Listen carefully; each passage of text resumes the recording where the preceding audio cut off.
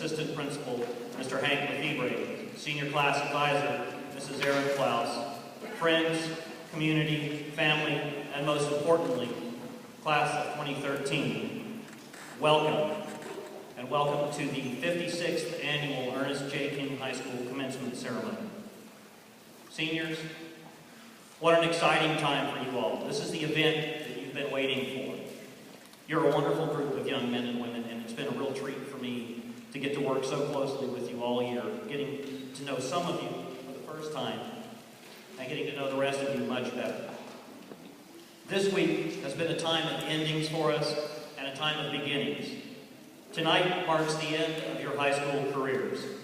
You've had your last exams, you've had your last seminar periods, you've had your last senior class meetings, had your last briefings from Fleet and Family Services, and your last day of high school. From here on, it will be a time of beginnings. We began the year looking forward to a distant graduation day. We had our first senior meeting in August, and it seems like we met endlessly to get everything organized. We began this week with a baccalaureate service and an inspiring message from Chaplain Dawson. Tonight, we'll hear a message from our distinguished guest speaker, Captain Rock. In just a few minutes, you'll begin your lives as high school graduates and take your first steps on your journey into the next phase of your lives. Again, on behalf of Dr. Alcooney, Mr. Lefebvre, the faculty and staff of E.J. King, I welcome everyone and thank you for being here with us this evening. Now, it is my pleasure to introduce to you the salutatorian of the E.J. King High School Class of 2013, Miss Isabel Gomez.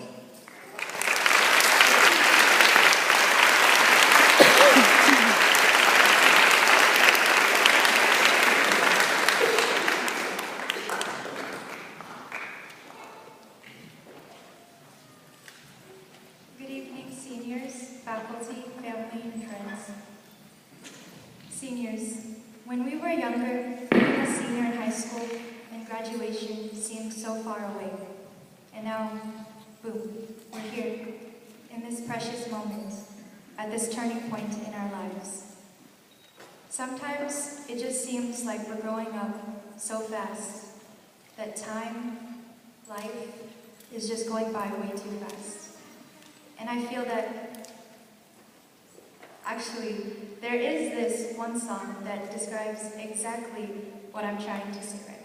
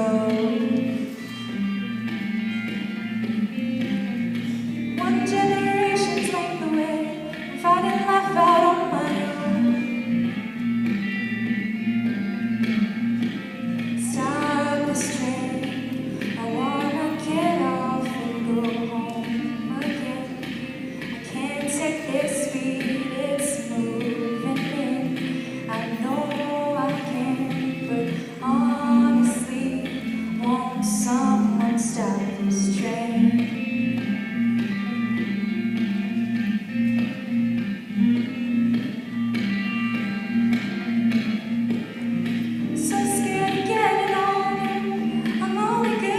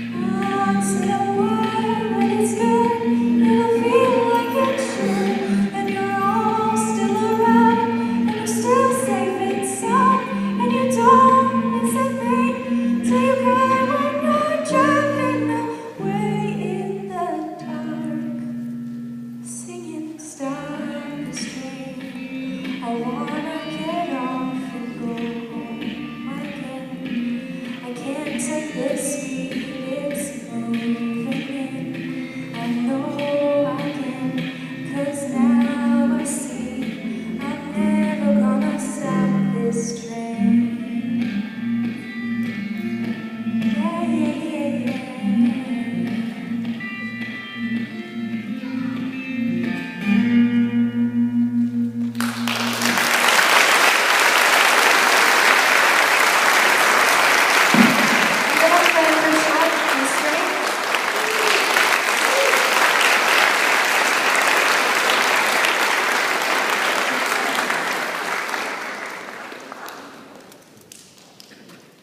That, everyone, was Stop This Train by John Mayer.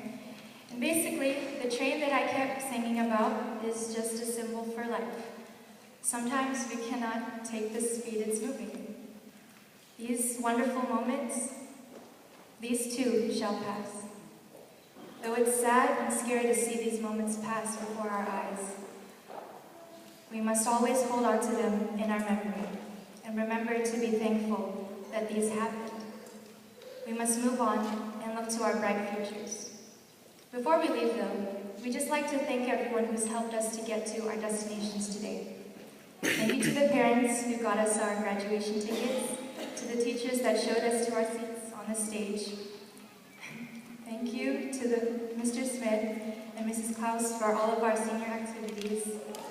And thank you to the friends and family that have supported us in our endeavors, have helped us reach our goals, and who have made this ride so fun and full of memories. I want to thank my cousins Jed and Kenneth and their families for coming. To all my teachers, thank you for everything you've taught me and all your encouragement, especially Mrs. Hassan. And finally, to my parents and brother, I thank you for all of your love and care. Now seniors, as John Mayer's father once said, don't for a minute change the place you're in. If we can never stop this train, we can never stop this train, so let us all look forward and make the most of the ride. Our trains are all going to move in different directions, but someday maybe we'll meet again. And now I introduce the class president and valedictorian, Yasmin Weda.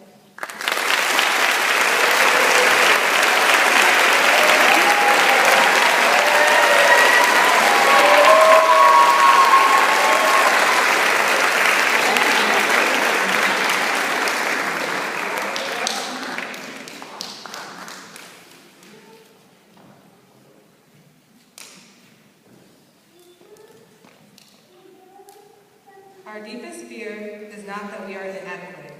Our deepest fear is that we are powerful beyond measure. It is our light, not our darkness, that most frightens us.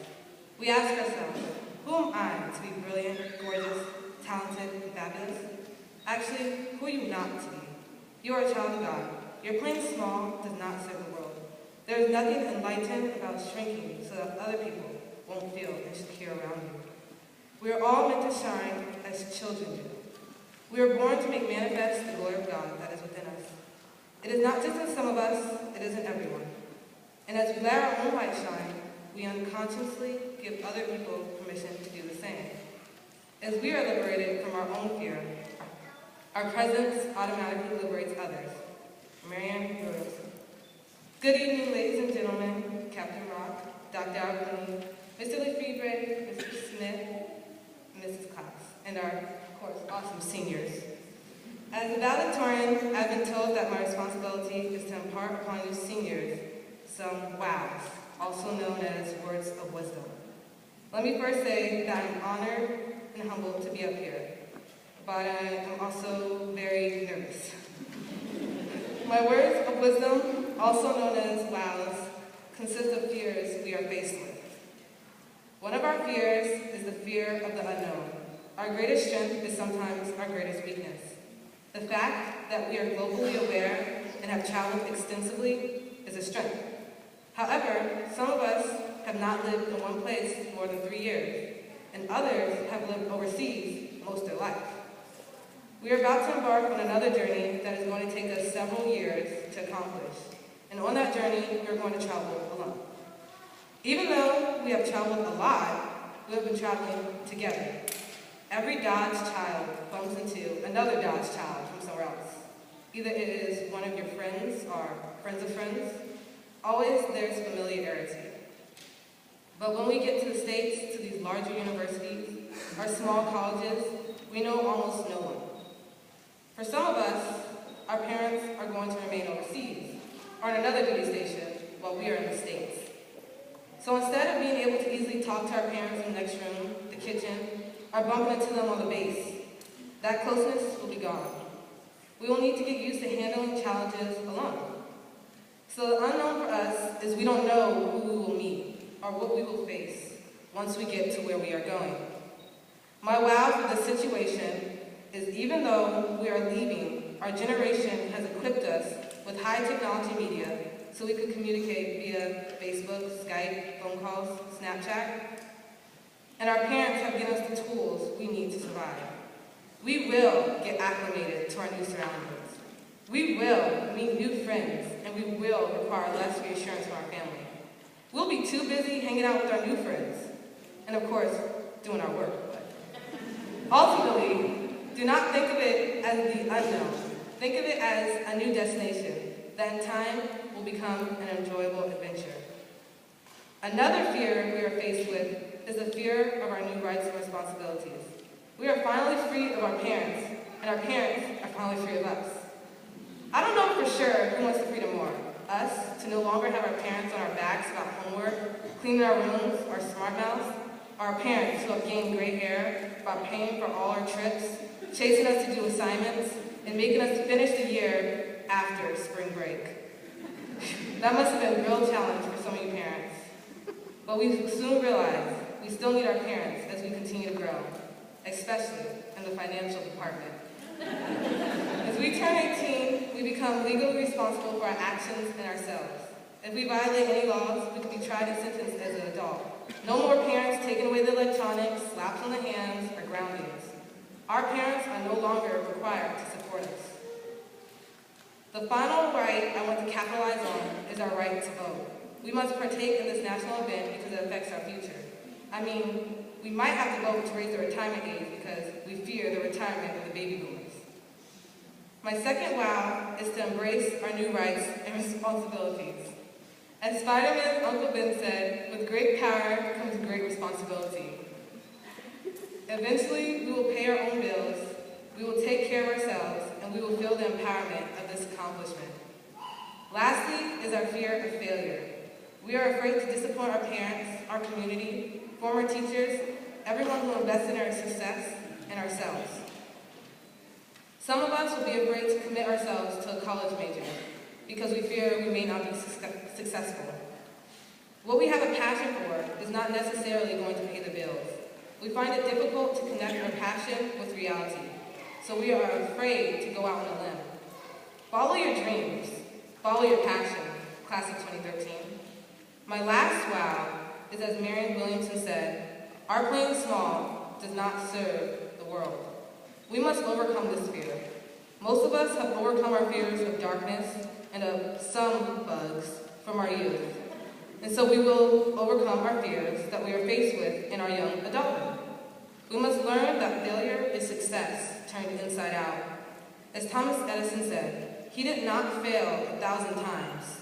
He just learned 1,000 ways how not to make a light bulb. Failure makes us all better. It makes us grow. Every one of us will achieve some form of greatness. As we overcome fears and work hard, we unconsciously encourage others to do the same. Marianne Williamson. We will go through the process of learning by stepping out into the unknown, taking on these new responsibilities, and never giving up. Graduating class of 2013, write your own story, set your own goals, decide your own future, and determine your own success. Reach for the stars, because whoever said the sky is the limit must not have seen the footprints on the moon.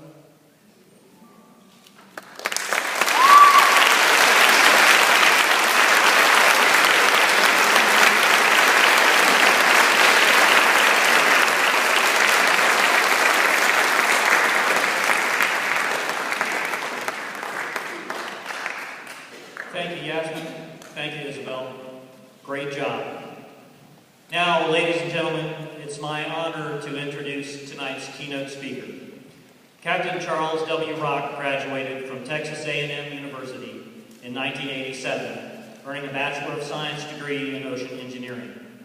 Captain Rock has completed 6 assignments at sea and 4 ashore, assuming his current duties as the Commander, Fleet Activities Sasebo, Japan, in July 2011. Captain Rock holds a master's degree in National Security Strategy from the National War College. His awards include the Defense Superior Service Medal, the Defense Meritorious Service Medal, and the Meritorious Service Medal. Ladies and gentlemen, Captain Rock.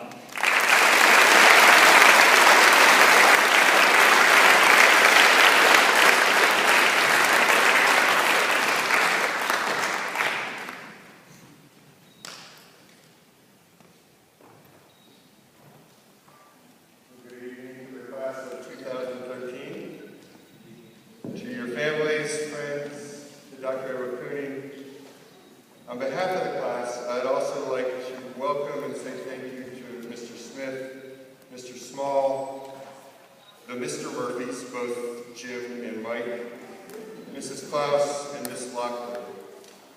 After meeting with class officers, it became very evident to me that you have played a significant role in the high school lives of these graduates.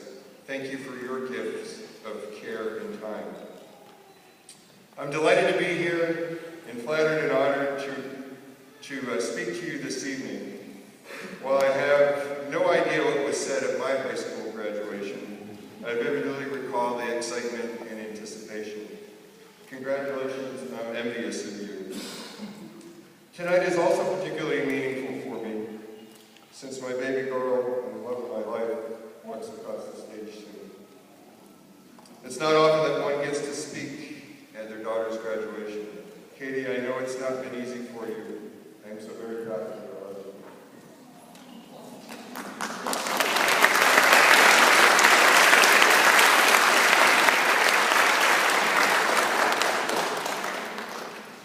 Frankly, I've struggled over the last month in deciding on what I should say tonight.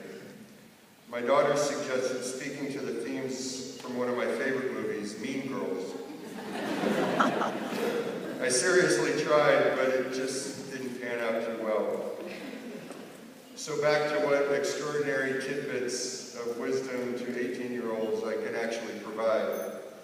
Now, should I motivate you with hope for a bright future and tell you to go do good things in the world, or should I take a more measured approach and perhaps a more realistic approach? I decided not to give you a conventional graduation type speech. At this podium last year, I took the less conventional path and it seemed to work. So at the risk of running afoul with parents and faculty, my speech tonight is called Inconvenient Truths. Modeled after my remarks a year ago and consistent with many of the points that the class of 2013 asked me to address, I'd like to offer my view of realistic advice, some advice that I wish I had when I was in your seat many years ago. My remarks have nothing to do with the Navy beyond how a career in uniform has shaped my thinking. So tonight I offer you 6 inconvenient truths to consider and maybe even disagree with. But in the end, my hope is that I've captured some of my life experiences that I have on you and that I've got you to think. So number 1, here we go. Parents, I'm sorry for this one. Your time partying will be well spent. I'm serious. Obviously, my point is broader than karaoke in the Ginza or future fraternity parties. I'm referring to time working on the yearbook, or Far East tournaments, or your class trip to Greenland, or just hanging out with friends, or planning the class prank, which I hear was not well received, but pretty damn funny. There was work that you could have been doing, and there always will be, and that's the point. Researchers studying happiness are literally asking, what makes us enjoy life? What we know, what comes up in significant studies every time, is that the most important casual factor associated with happiness and our well-being is your meaningful connections with other human beings, your family, friends, organizations, neighbors, social movements, in other words, the people around you today. One of the most intriguing sources of data is a Harvard study of adult development. Beginning in 1937, the study followed Harvard sophomores for 70 years through graduation, marriages, careers, illnesses, and in some cases, death. The value of this kind of longitudinal study is that you can follow the same people over decades and make meaningful inferences about what behavior in life are associated with what outcomes in terms of health, career successes, coping with adversity, and overall sense of well-being. The results of the study are fascinating, and I'll draw your attention to one of them. When the director of the study was asked what he learned from decades of data on the Harvard students, he replied that the only thing that really matters in your life is your relationship to other people. The same pattern keeps coming up. In another recent study, it found out that joining a group that meets just once a month has the same effect on your sense of well-being as doubling your income. I feel compelled to point out that the Harvard study also found that alcohol abuse is the most common way for otherwise privileged people to fall upon seriously hard times. So the good thing about partying is the camaraderie, not necessarily the libations. In that vein, look around today. Certainly one benchmark of your post-graduation success should be how many of these people are still close friends in 10 or 20 years. The research tells us that if you get it right, most other things will fall in place. Number 2, some of your worst days lie ahead. Commencement speakers usually stay clear of this theme. I know it's a happy day. I know you're all rich with promise. I know that some of you will run companies one day and maybe even countries. Clearly, one thing about being far removed from my high school days is looking around at my classmates who are doing fabulously cool things, in some cases not. But I promised you an unconventional talk, so I'm here to tell you that between now and then, there are going to be some stretches that are just plain awful. If you're going to do anything worthwhile, to invent, to start a company, to lead a social movement, you will face extended periods of grinding self-doubt and failure. And when you get there, because you will get there, I want you to think about your iPod or your iPhone or whatever Apple product that you may have. The co-founder of Apple, as you know, is Steve Jobs. He dropped out of Reed College after 6 months because, in his words, didn't see how it helped. And in 10 years, he created a company which was literally started in a garage and turned into a $2 billion enterprise, arguably the world's most successful computer company. And then he was fired by the board of directors. Undeterred, Jobs left Apple and founded Next, a computer platform development company specializing in higher education and business markets. From Next, he created Pixar, the world's most successful animation studio, a $7.4 billion company. In a small bit of irony, Apple purchased Next, and Jobs eventually took control of the company and was credited for saving Apple from near bankruptcy. Over the next decade, Jobs oversaw the development of the iMac, iTunes, iPod, iPhone, iPad, Apple retail stores, iTunes stores, and the App Store. The success of these products and services propelled Apple to become the world's most valuable publicly traded company 2 years ago in 2011. It's an iPhone ring.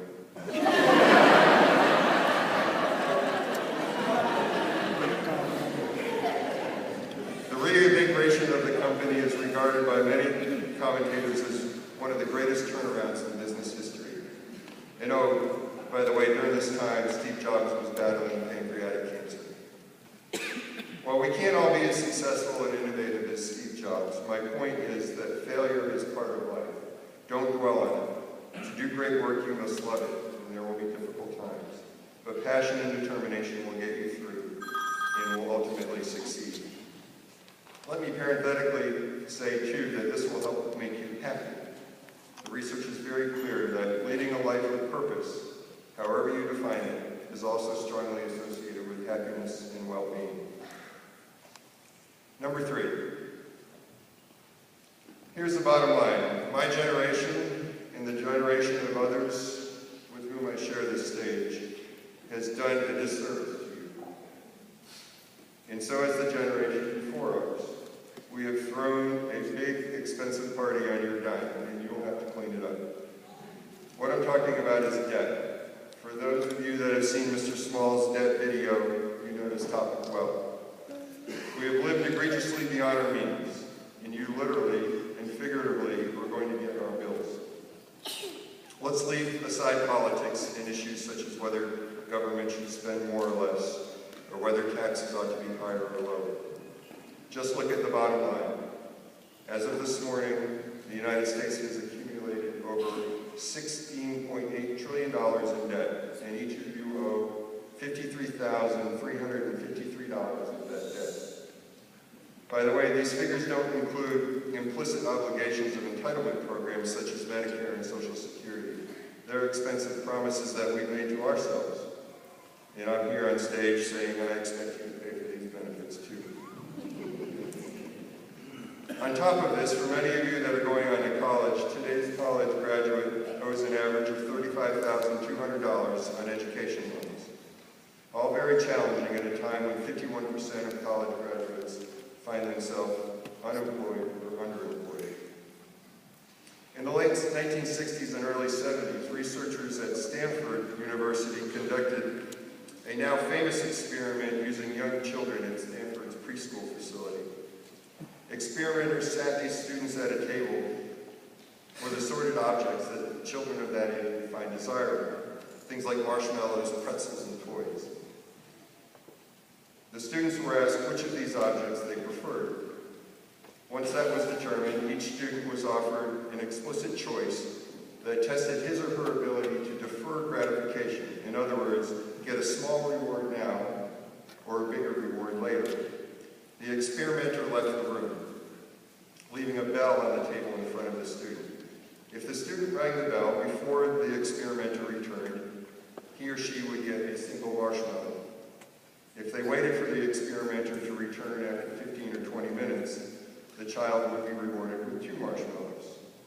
One remarkable finding from the study is that students' ability at the age of 4 to defer gratification is correlated with better outcomes much later in life. Kids who waited for 2 marshmallows had a greater ability to cope with frustration and stress in adolescence. Some social scientists have inferred from this study that most social problems are rooted in our inability to defer gratification, and that poor self-control manifests itself in many foolish decisions, such as drugs, truancy, crime, and teenage pregnancy. So perhaps my generation has lost our ability to wait for our second marshmallow, and in doing so have set a horrible example for you. I'm sorry for the debt. I ask you that you not make the same mistakes. Delay your immediate satisfaction for the sake of future consequences. Wait for your 2 marshmallows. Number 4 is take time off. My advice on this topic may run counter to that of your parents, but equally applies to us old folks in the crowd. When I say time off, I don't mean this weekend or this summer. I mean reasonably long stretches of time that allow you to do things that you do not otherwise be possible. Step away from your day-to-day existence and think more deeply about yourself. Taking a year off after high school or college, or finding a way to take some sort of sabbatical allows you to recharge and reflect. There is no doubt that this may be difficult, but I think the reward would be great. As I near the end of my Navy career, I struggle with what I want to be when I grow up. I wish I had taken time off, but perhaps it's not too late for me either. Before coming to Sasebo, I worked in Washington, D.C. at the Pentagon. One of my civilian colleagues was a highly successful strategic policy expert, working as a special assistant to the Secretary of Defense. She's brilliant. She had perfect grade point averages out of both undergraduate and graduate studies. She quickly rose to a coveted position within the highest levels of our government. She was well paid and by all accounts tremendously successful. She was also creative, courageous enough to walk away after realizing it wasn't her passion, and that the bureaucracy and politics of a complex democracy made it challenging to have a significant impact as she wanted. She was courageous enough to walk away in an economy where jobs are hard to come by, to give up a paycheck, and to take a sabbatical to travel the world and think more deeply.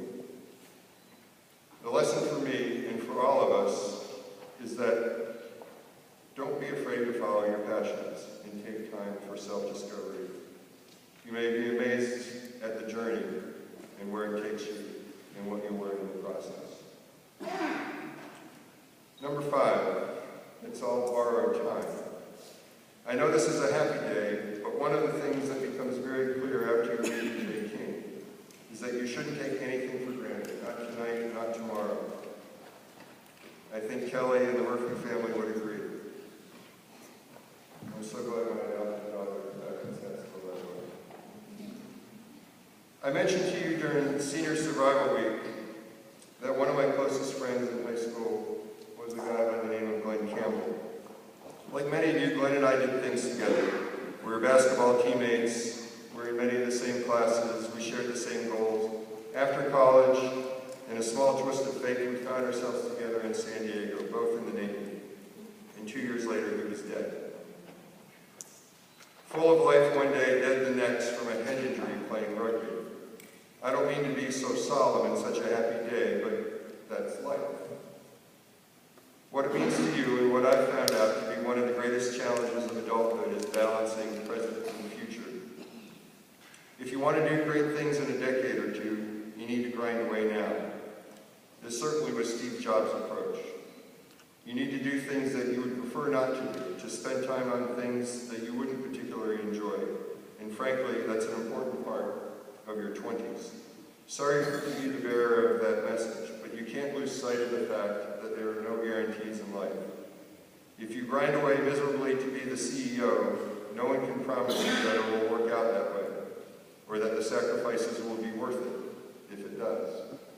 On the other hand, if you spend most of your time skateboarding with friends or playing video games, I can pretty much assure you that your professional accomplishments will be limited. You have to navigate that trade-off. On this point, I do have advice, which is to take joy in the journey. Rather than building your life around how good you expect the view to be when you get to the top. Again, by the way, the happiness research is clear. Most people overstate how much they will enjoy the next promotion and the stuff that they can buy with it, because we get used to it rather quickly. By next Monday, there'll be another job and a bigger TV that you still can't find a remote control for. So what does this mean to you? I propose to you the hit by a bus rule. Ask yourself, would I regret doing this, spending my life this way, if I were to get hit by a bus next week or next year? Is the journey still worthwhile, even if my ultimate objective is not met? Of course, there's an important corollary. What if I don't get hit by a bus?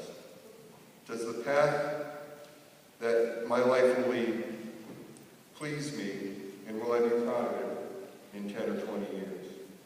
There are plenty of things that you can do that will comfortably pass both those tests. Number 6, bear with me, I'm almost done.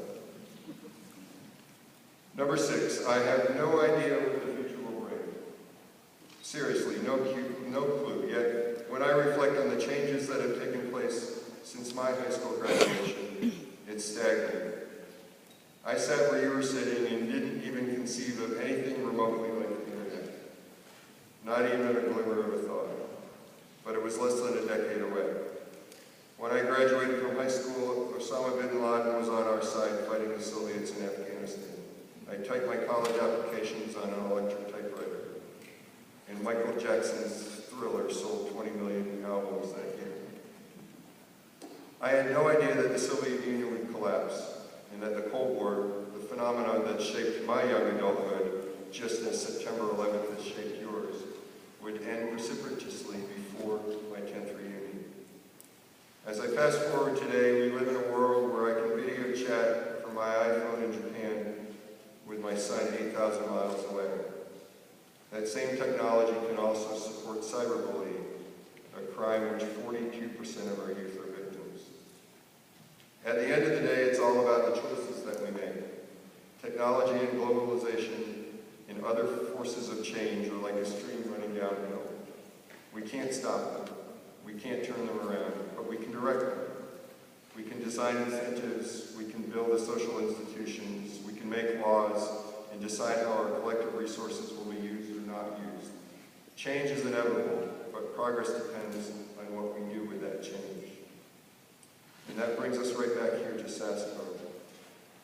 At my high school graduation, nobody said to me, hey, we're giving you a bunch of courses on the internet, so you'll be ready when that happens in 10 years. There was no class on what we should do on September 12, 2001. Instead, like you, I studied history and English and economics and languages and mathematics.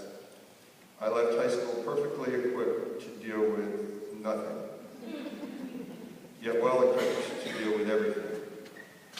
While I don't know what the future will bring, I'm excited for each and every one of you.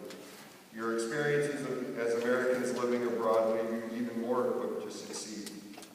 The opportunities that you've had through Department of Defense schools set you apart from your peers in the United States. You can cope with change, be it extended deployments of family members or frequent moves across the globe. You have a deeper respect for other cultures that ultimately make you more open-minded and receptive to different ideas and ways of thinking.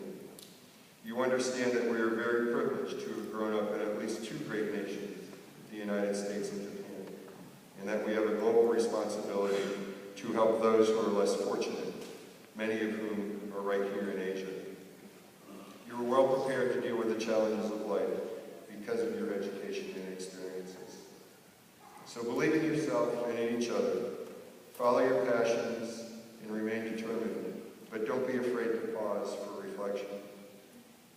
Remember to live each day to the fullest and take nothing for granted. You never know if that bus is coming. And wait for your 2 marshmallows. Thank you for allowing me to share this day with you. Congratulations and goodbye.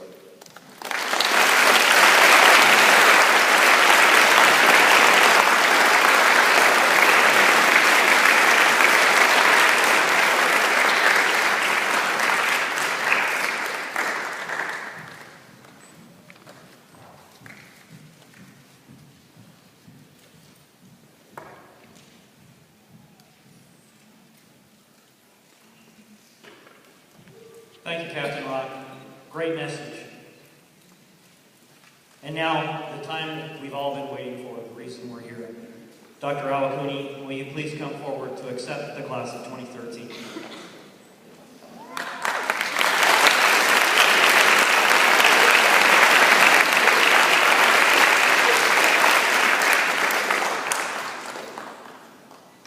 Captain Rock, our honored guests, parents, family, and community, we proudly present to you the graduating class of 2013.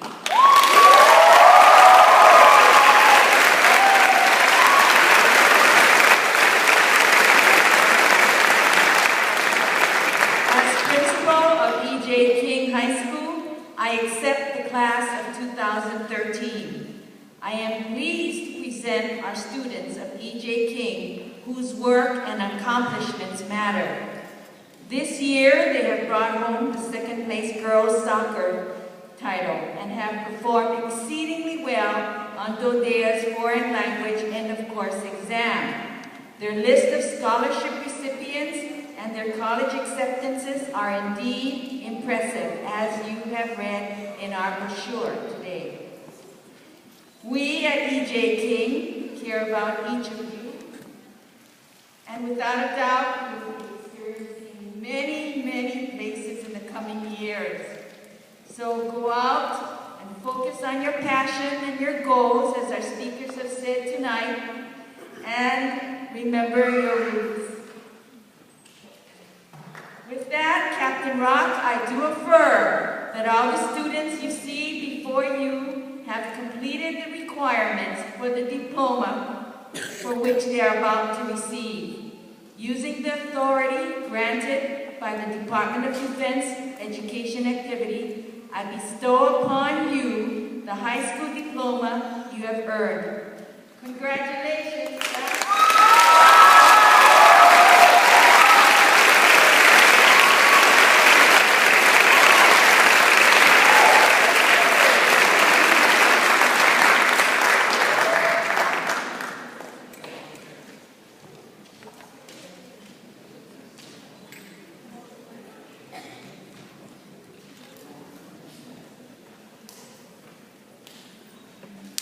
Keone Averill.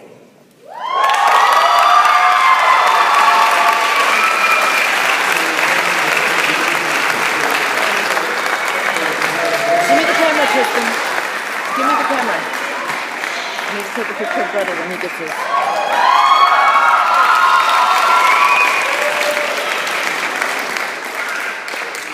Haley Blackwell.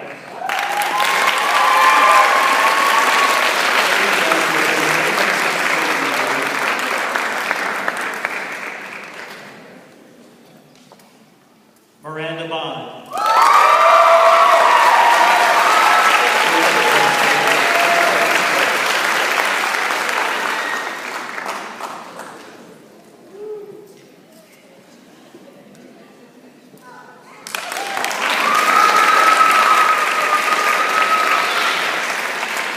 Justin Cohen.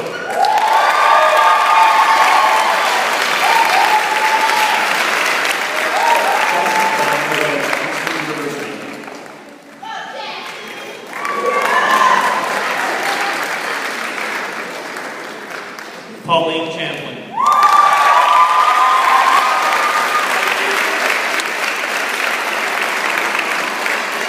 Pauline last year moved to the U.S. and attended college to study early childhood education. Andrew Chavez.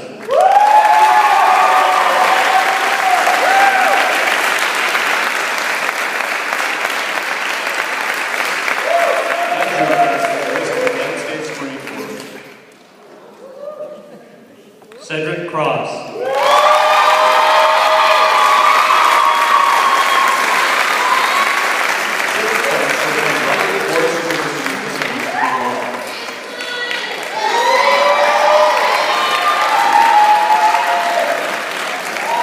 People are leaving. Justin Dawson.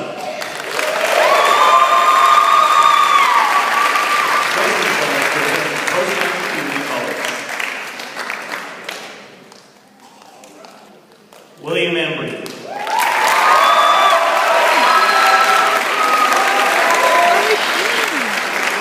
Dale plans to enlist in the United States Navy.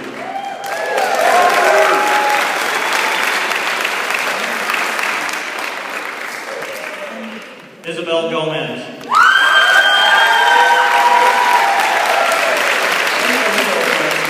Western Washington University major in design.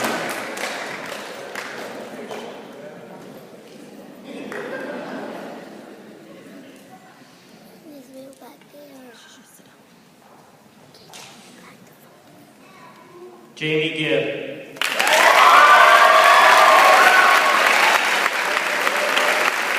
Jamie plans to attend Christian Brothers University to study engineering.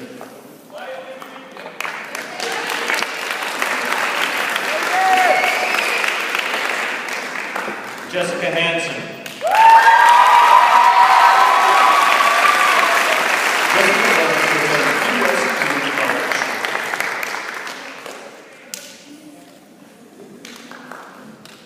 Savannah Jackson.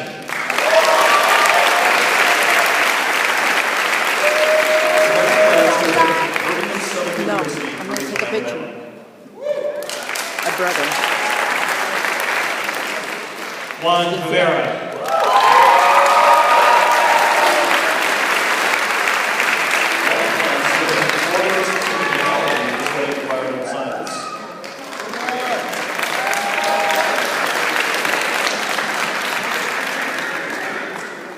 Janice Lambert.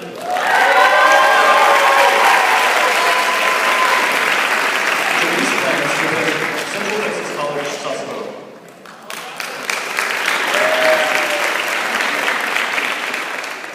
Christopher Long.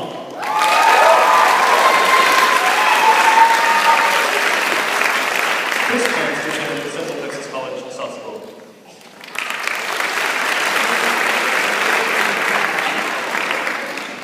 Tara Long.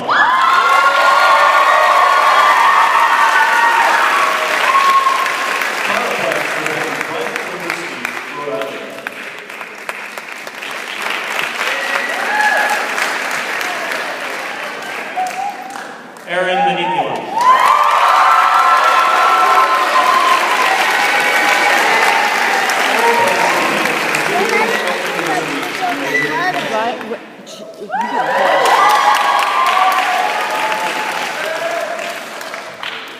Stephen Marzak.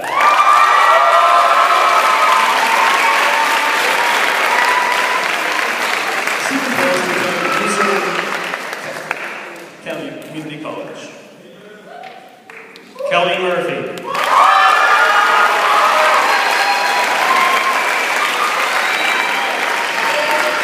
Kelly plans to attend the University of Buffalo to study nursing.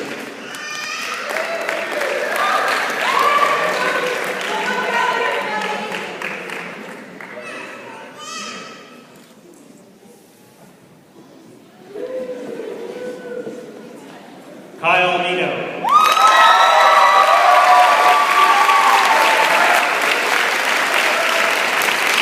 Kyle plans to attend Maricopa County College, Arizona State University to study film and cinematography.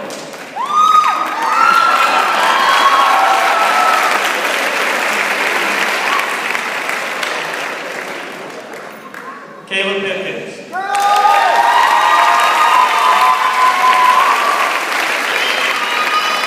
Caleb plans to attend Lady College, Sasebo.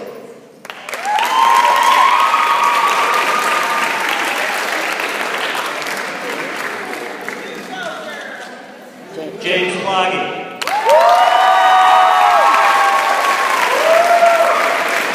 James plans to attend Abilene Christian College, Forkhurst, Illinois.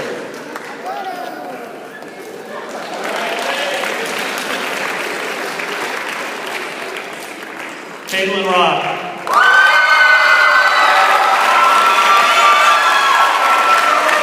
Caitlin plans to attend the University of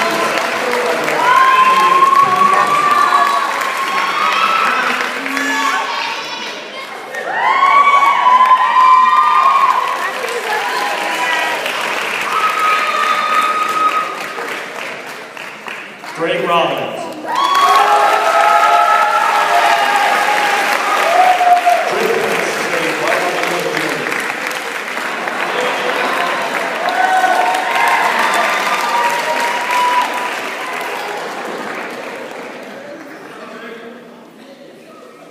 Yasmin Weddle.